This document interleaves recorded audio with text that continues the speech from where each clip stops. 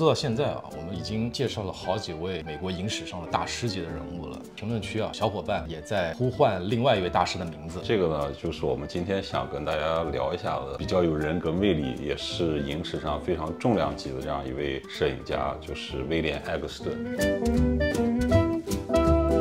威廉·艾格斯頓啊，我們熟知的就是說他被稱之為新色彩攝影之父，对吧？那這個名稱的由來到底是通過一個什麼事件，或者是通過一個什麼契機，又是什麼樣的原因來決定了他這個地位呢？我們在這期裡面可能就跟大家敞開聊一聊。威廉·艾格斯頓呢，他是1937年出生在美國的孟菲斯，他從小的生活呢就非常的優渥。他們家是一個種植園的農場主，家裡面有那種管家、傭人，還有大片的農田。他到了上學的年齡之後呢，又去了大学。念書期間轉戰了3個大學，其中有2個讀了1年，第3個呢讀了5年，一共花了7年的時間去讀了個大學，而且還沒有拿到學位。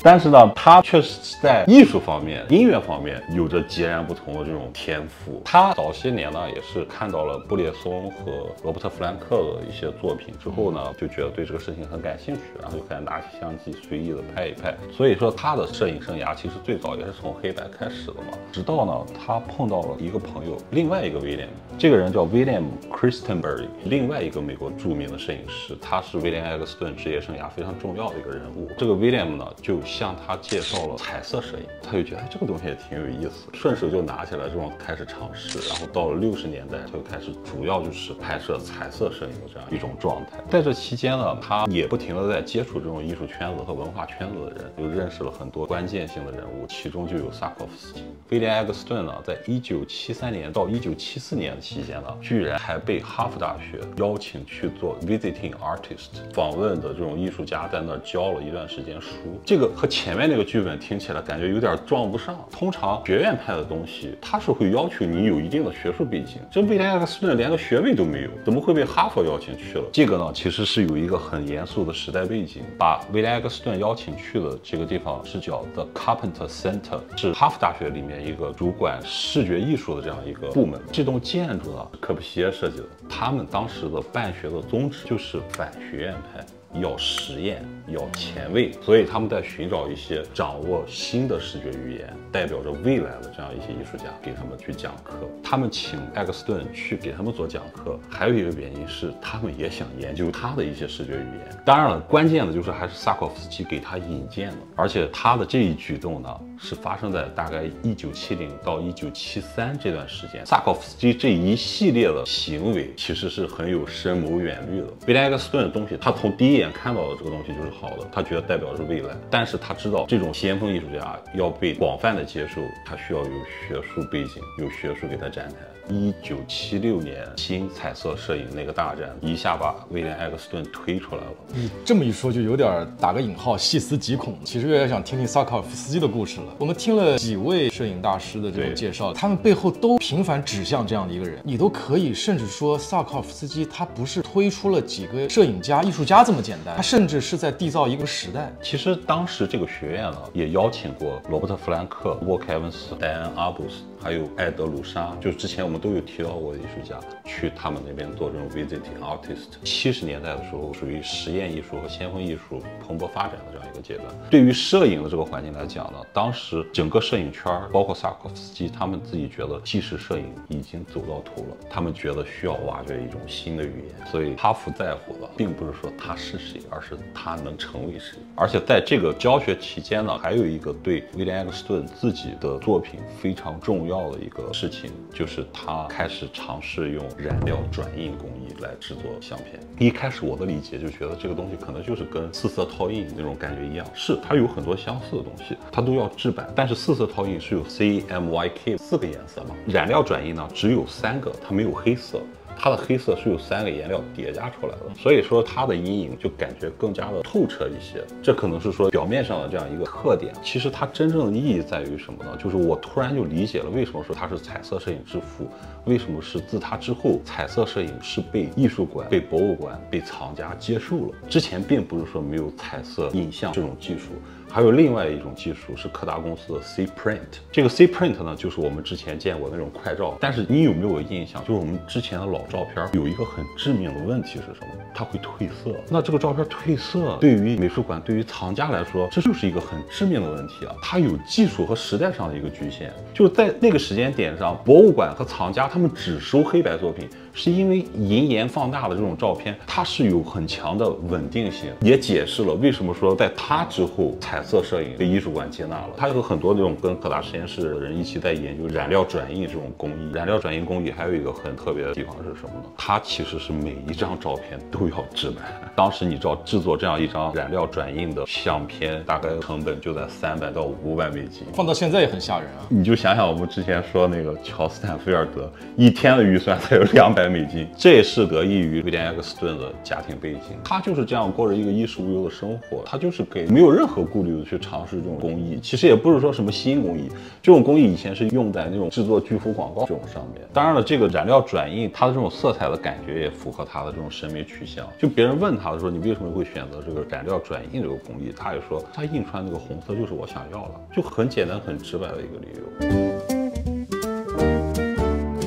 就來看看他反覆提到過的那個紅色，因為這個紅色據說在印刷裡邊是非常難以掌控的一個顏色。你現在去搜這個作品的話，你會看到同一張作品會顯示出好多不同的紅。這張呢是從 MoMA 的那個網站上截圖下來的，看上去就是非常的沉穩濃郁，過渡也非常的細膩，反正就是像我們會喜歡的一種紅。那他這張作品為什麼被反覆提及過的一個作品嘛？第一個有很多聯繫，因為他提到過他因為紅色所以選擇了染料轉印這個工藝嘛。還有這張作品在當時1976年新彩色攝影的這個展覽上呢，也是被廣泛討論的一張作品，爭議很大。因為他當時那個展覽一大部分人是在批評他的。安塞爾亞當斯啊，還有一個很著名的就是笑話這個照片的話，他說：“哎，你要是不知道拍什麼的話，你就拍紅色就行了。”但是威廉·艾克斯頓他自己根本就不關心這些東西，他認為你們的那種老派的審美或老派的那種評價體系，不是我的作品想討論的東西。這個照片呢，還有一個故事背景，就非常戲劇。這張照片是在他的一個朋友家裡面拍的。他說他當時就跟朋友躺在床上聊天什麼的，然後他就隨手就拿起來就拍了一下那個照片。但是呢，後來他這個朋友就是在這個房間裡面被謀殺了。所以說，就這張照片，我覺得他好像還有一些往外延伸能討論的東西。但是往外延伸去討論作品，其實並不是威廉·艾克斯頓的本意。他的第一本作品集《威廉·艾克斯頓 Guide》這個出版物完全是因為當時1976年的這個展覽，其實就是把展覽的東西直接也出成了影集。在這個時間點上，我覺得他可能是還沒有總結出來後面他整個拍攝的一個思想體系。在那個時候，他可能是做了一些漫無目的式的拍攝，但是隨着他思想發展的過程當中呢，他後面形成了一個很完整的哲學體系，或者自己一個世界觀。而且他有特別提到過說，我拍的這個東西不是快照。我不否認他的照片裡面存在一些特別的美感，我也見過有些人去分析說他的構圖啊，他的色彩，他怎麼安排。我覺得這種東西啊，我們反着去分析，他肯定是能找出一條線的。但是呢，在他創作的過程當中，他絕對不是按照這個線去創作的。其實他的作品量非常大，很多作品呢，有一些出版商會重新幫他再編輯和理順。比如說其中就有出過艾克斯頓的肖像，或者說艾克斯頓的花。我感覺以這種思路去編輯他的作品，似乎又喪失了。對呀，所以那些作品呢，我就沒有說，我就講2部作品。我認為這2部才是真正艾克斯頓的精華所在。第一個當然是他這個第一本出版物，第2本呢就是非常重量級的，就叫《民主森林》。1983年到1986年，他主要創作都是在這個時間。這個期間呢，隨着他的作品量不斷的增加，他其實最主要的一種核心思想已經形成了。就有一次他去拜訪他的朋友，在他朋友這個鎮的附近呢，他就轉悠着去拍照。拍完照回來之後，他朋友說：“你今天都幹了些啥呀？”他隨口說了一句說：“我就是在民主的看待一切東西。”他朋友說：“那你到底拍了什麼東西？說你具體點。”他說：“我就拍了森林啊，陸地啊。”作為一個普通人，就是覺得一頭霧水。但是他可能隨口說出來這個民主的看待一切呢，突然把自己給點醒了。他突然覺得，就是民主這個事情能把他所有的東西一下子全部包進去了。我沒有覺得什麼東西該拍，什麼東西不該拍。他们都是平等的。很多人所期待看到的一种照片，就是说我要看到一个有主题啊，或者有戏剧冲突的照片呀。他说我就是在跟这种很显而易见的东西在做一种斗争。这个民主森林呢有2个版本，1989年出版的第1版呢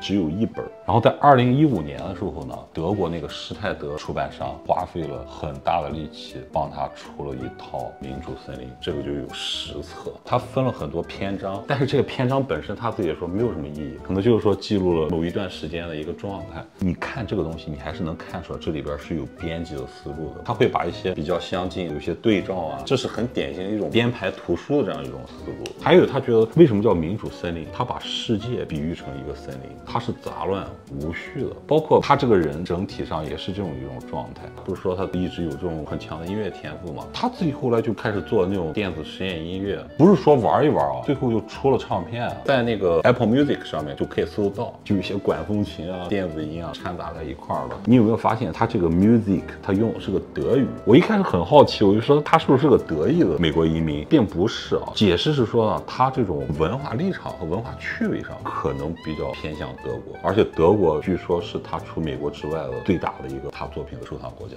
他在德國的這種藝術地位非常的高，可能他在精神氣質上、文化趣味上也是比較偏向於德國那種感覺。其實你覺不覺得他和 Wolfgang Tiermans 有一點相似之處？他是認為所有東西都是值得被觀看的。Wolfgang Tiermans 呢，他似乎是在民主了這種觀看方式，就說你不是說我只是掛在一個相框裡面的東西可以看，單純的一個卷曲的紙張，他可能是在提醒人在這方面有一些東西。然後我看一個採訪裡邊，他的女兒就講述說，小的時候他就看他爸爸有時候會盯着一個瓷器看好幾個小時，而且他說不是那種珍貴的瓷器，就比如說就普通家裡邊用的瓷器，他說他就覺得他爸爸一定是有他很特別的地方，他確實也是一個非常特別的天才。Eugen Teller跟他的關係也挺好的，他說他有一次去拜訪艾克斯頓去密西西比，他說他到密西西比之後一看什麼鬼地方，他說視覺上一點意思都沒有，就跟艾克斯頓聊天啊，在外面坐在一個公園長椅上，旁邊有個垃圾桶，他說艾克斯頓很優雅的站起來拿着相機，砰就拍了一個垃圾桶。Eugen Teller也很有意思，他說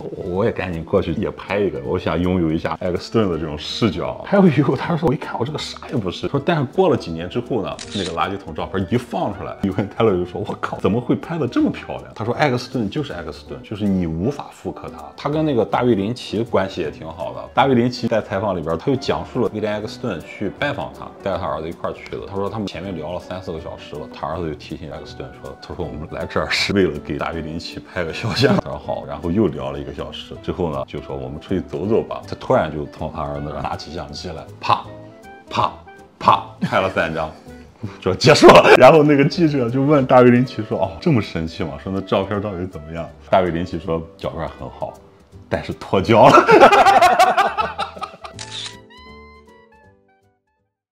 自始至終，他出現在鏡頭前面的時候，給別人的一種印象都是非常紳士的一種狀態。不管是他打着領帶還是不打領帶的狀態，都是穿着西裝、襯衫。不打領帶的時候，有可能是掛一條絲巾，非常講究的一種狀態。戴着眼鏡，然後頭髮又梳的也是一絲不苟的。他這個人的這種穿着也是非常有特點，非常有辨識度吧。說到這個呢，我就想起了最近看到的一本書，這本書叫《藝術家怎麼穿》，是由北京科技技術出版社。作者是查理波特，由荀偉翻譯的這樣一本書，非常趁手的這樣一本書。作為一個休閒讀物，然後了解藝術家一些穿搭，這裡面提及了81位藝術家，其中有我們熟悉的，比如說大衛霍克尼啊、安迪沃霍呀、巴斯奎特呀、傑夫昆斯啊、弗朗西斯貝肯啊。然後作者呢也很厲害，作者他曾經是 GQ 雜誌的副主編，他擔任過2019年特納獎的評委，就是他跟藝術圈也是關係非常緊密。他就會直接致信去一些健在的藝術家那邊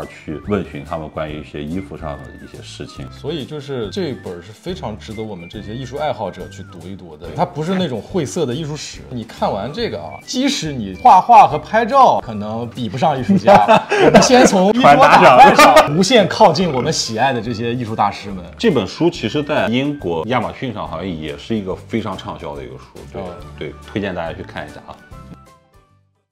他為什麼會接觸到染料轉印工藝，就是我們之前提到另外一個威廉，他其實是在他那兒看到了这個作品，看到了之後他就覺得被那個色彩吸引到了。這兩個人簡單的看，從氣質上其實都挺像的，都是有點那種老前鋒的感覺。而且你看啊，他的作品啊，從色彩上跟威廉·艾克斯頓真的是有很多相似的地方，但是呢，他們两個的觀察方式呢不一樣，他有點像類型攝影的感覺。下面準備講誰了？下面其實我想講布列松布列松啊，